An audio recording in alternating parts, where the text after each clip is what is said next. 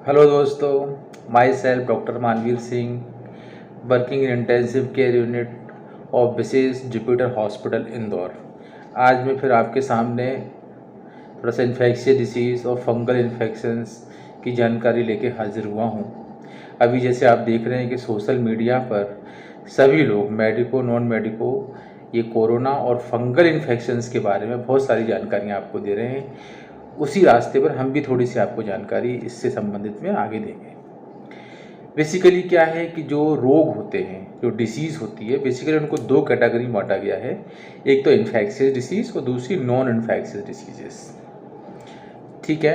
अब जैसे जो इन्फेक्शियस डिसीज़ होती है वो इन्फेक्शियस एजेंट के कारण होती है, उनको इन्फेक्शियस ऑर्गेनिजम्स बोलते हैं।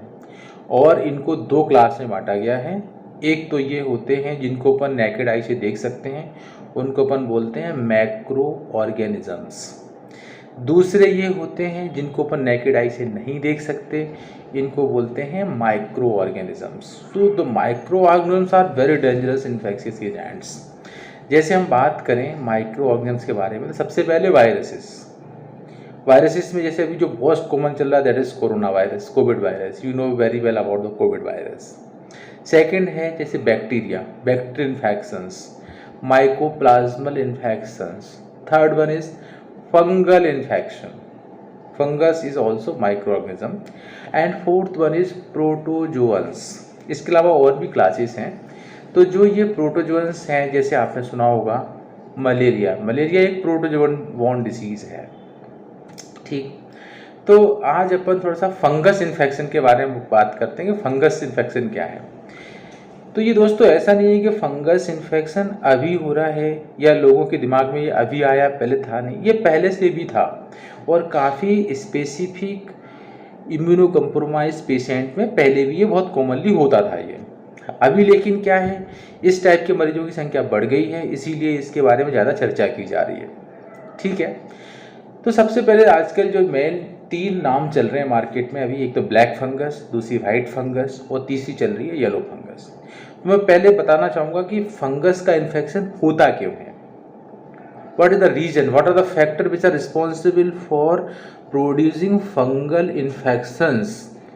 तो इसके जो रीजन्स हैं इसमें नंबर वन है अनहाइजेनिसिटी और पुअर हाइजेनिसिटी। पुअर हाइजेनिसिटी कहीं की भी हो सकती है, अपने बॉडी के जैसे ओरल कैविटी की पुअर हाइजेनिसिटी, नेजल कैविटी की पुअर हाइजेनिसिटी, ईयर्स की पुअर हाइजेनिसिटी, स्किन की पुअर हाइजेनिसिटी, हेयर्स की पुअर हाइजेनिसिटी, प्राइवेट पार्ट्स की पुअर हाइजेनिसिटी, ये पुअर हाइजेनिसिटी हो सकती है। इसके अलावा आप जहाँ पर रह रहे हो that is called unhygienic residential areas. उसमें जैसे आपका बिस्तर है वो अनहाइजेनिक है, आपका टॉयलेट अनहाइजेनिक है, इसके अलावा आपके जो घर के आसपास कूड़ा जमा है या फिर कुछ इस टाइप की गंदगी बहुत ज़्यादा है, दैट इज कॉल्ड अनहाइजेनिसिटी। इसके अलावा क्या है, next reason is area of poor ventilation और residential area with poor ventilation, they are also responsible for fungal infections. Poor ventilation का मतलब कमरा बंद है, उसमें कहीं से भी हवा जाती भी नहीं है, आती भी नहीं है। तो इस टाइप के जो बंद कमरे होते हैं, इन कमरों के अंदर मॉइस्चराइजेशन प्रोड्यूस होता है जो कि फंगल ग्रोथ के लिए मोस्ट फेवरेबल इन्वायरमेंट होता है। तो basically all these are the factor which responsible for producing fungal infections. इसके अलावा कौन से लोगों में फंगल इन्फेक्शन की प्रोबेबिलिटी या फंगल इन्फेक्शन होने के चांसेस ज़्यादा रहते हैं, तो जैसे ऐसे लोग जिनकी अनकंट्रोल्ड शुगर रहती है, नंबर वन। ऐसे मरीज जिनको पहले से कैंसर है, कैंसर की दवाएं चलती हैं, उससे इम्यूनिटी कम होती है। इम्यूनो कम्प्रोमाइज पेशेंट है, कुछ इम्यूनो डेफिशिएंसी डिसीज होती है जैसे एड्स है। इसके अलावा जैसे ऑर्गन ट्रांसप्लांट का पेशेंट है, जिसका ऑर्गन ट्रांसप्लांट हो चुका हो, तो बेसिकली उनको भी इम्यूनो कम्प्रोमाइज मेडिसिन चलती हैं। ठीक है। इसके अलावा कोई दूसरा जैसे क्रॉनिकली जो बहुत लंबे समय से बीमार रहते हैं वो लोग, बेड रिडन पेशेंट है, जैसे किसी को ट्रॉमा वगैरह हो जाता है वो लंबे समय तक रहता है। और अभी जो करेंट है that is over use of steroids और क्रॉनिक यूज ऑफ स्टेरॉइड्स और heavy dose of use of steroids. तो जो स्टेरॉइड क्या करते हैं, बेसिकली कोरोना के इलाज के मेन कॉलम है, मेन स्तंभ है। लाइफ सेविंग ड्रग है कोरोना के मरीजों के लिए। तो उनको जो है ये स्टेरॉइड्स दिए जाते हैं। तो ये स्टेरॉइड क्या करते हैं, मरीज की इम्यूनिटी कम कर देते हैं, इसलिए उनके अंदर इन्फेक्शन होने की संभावना बढ़ जाती है। अभी बेसिकली मोस्ट कॉमनली 3 इन्फेक्शन चल रहे हैं। सबसे पहला है black fungus, that is very dangerous fungus. वैसे तो कई टाइप के फंगस होते हैं, जैसे कैंडिडा है, एस्परजिलोसिस है, म्यूकोरमाइकोसिस है, ब्लास्टोमाइकोसिस है, ये कई टाइप के फंगस हैं।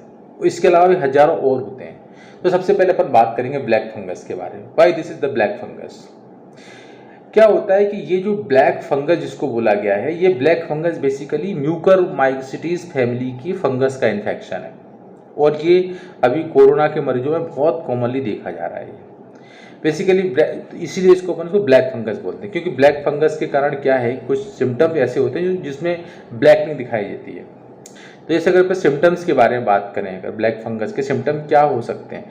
ब्लैक फंगस बेसिकली तो ज़्यादातर क्या है, थ्रोट से ऊपर अफेक्ट करती है, जैसे साइनसिस हैं, नेजल कैविटी है, आई बॉल, आई, ब्रेन, इसके अलावा लंग्स और ब्लड में भी ब्लैक फंगस जा सकता है। ब्लैक फंगस क्या करती है, जो अपनी ब्लड वेसल होती है उनके चारों तरफ अपने हाइफी को ग्रोथ करती है और ब्लड वेसल को डिस्ट्रॉय कर देती है, जिसलिए उस एरिया ब्लड सप्लाई बंद हो जाती है। फिर वहाँ पर उस एरिया का नेक्रोसिस, सड़ना चालू हो जाता है, इससे ब्लैक दिखता है, इसलिए इसको अपन ब्लैक फंगस बोलते हैं। ठीक है, दिस इज ब्लैक फंगस। अगर अपन इसके सिम्टम्स के बारे में बात करें तो यही सारे सिम्टम होते हैं। थ्रोट पेन होता है, कभी कभी वोमिटिंग के साथ में ब्लड आता है, या म्यूकस या जो स्पुटम होता है उसके साथ ब्लड आता है, कभी कभी ओरल कैविटी से ब्लड आता है, फेस पेन होता है, नेजल कैविटी की ब्लैकनिंग चालू हो जाती है, ब्लरिंग ऑफ विजन चालू हो जाता है, ब्लाइंडनेस भी हो सकती है, चक्कर भी आ सकते हैं, डिजीनेस हो सकता है।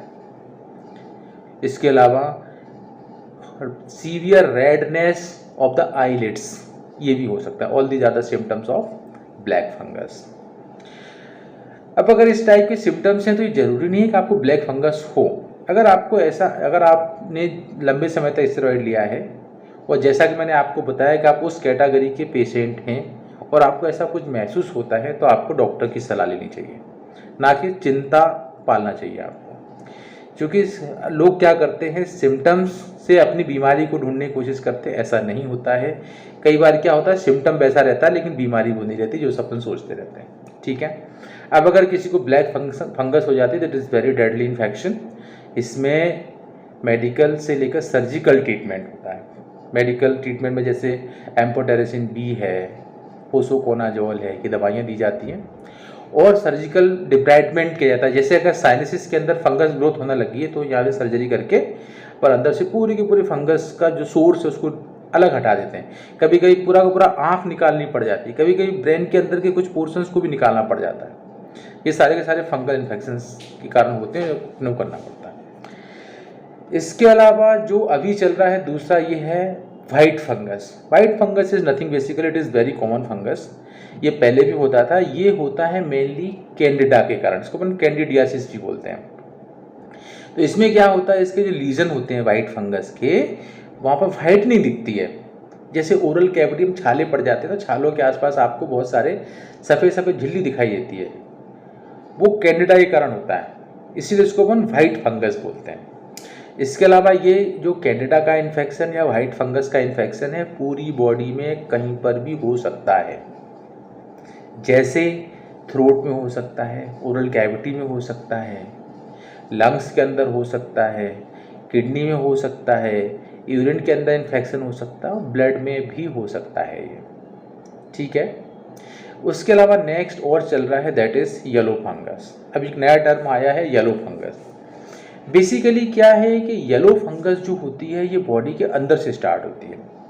ऐसा देखा गया है कि येलो फंगस भी एनवायरनमेंट में अवेलेबल है। ये वैसे तो ये कुछ रेप्टाइल्स की स्किन पर रहती है, इसके अलावा इसकी कुछ स्पीसीज ह्यूमन की स्किन पे भी रहती हैं, जैसे निंजियोप्सिस गुरोई।